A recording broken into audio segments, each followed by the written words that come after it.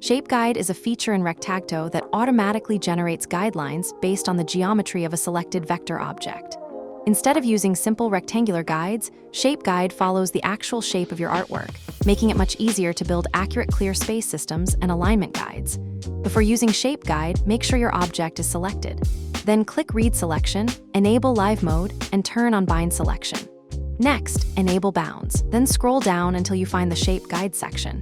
Shape Guide is available in two modes. The first is Shape Guide by Margin.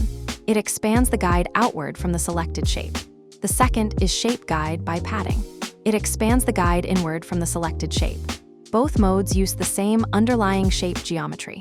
The only difference is the direction of the expansion, allowing you to create either outer or inner guide systems depending on your design needs. You can use either mode independently or combine both at the same time.